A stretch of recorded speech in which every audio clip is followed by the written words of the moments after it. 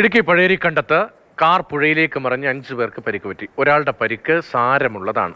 ജെയിനസ് രാജുണ്ട്. ജെയിൻ, എങ്ങനെയാണ് അപകടമുണ്ടായത്? എല്ലാവരെയും ആശുപത്രിയിലേക്ക് മാറ്റിയോ? രതീഷ്, കാർ നിയന്ത്രണം വിട്ടാണ് പുഴയിലേക്ക് മറിഞ്ഞത്. രാവിലെ 6:30 കൂടിയായിരുന്നു അപകടം. ഒരു കുടുംബം സഞ്ചരിച്ചിരുന്ന ഈ കാറ് നിയന്ത്രണം നഷ്ടപ്പെട്ട് കൈവരി തകർത്ത്, റോഡരികിലെ കൈവരി തകർത്ത് പുഴയിലേക്ക് മറിയുകയായിരുന്നു.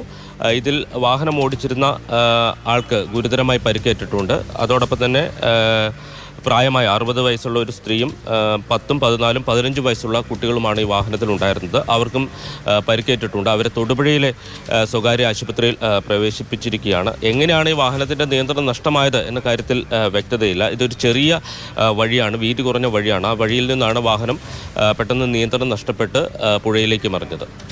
ഇടുക്കി പഴേരിക്കണ്ടത്താണ് കാർ പുഴയിലേക്ക് വന്നത്. രാവിലെ ആയിരുന്നു അപകടം. 5 പേർക്ക് പരിക്കുണ്ട്. ഒരാളുടെ പരിക്ക് അല്പം സാരമുള്ളതാണ്.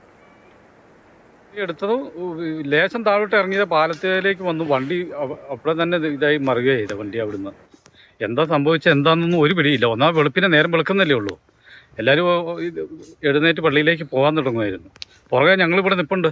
അതൊക്കെ ഓടിപ്പോയി വണ്ടിയിൽ നിന്ന് രക്ഷപ്പെടുത്തുകയായിരുന്നു എല്ലാവരും.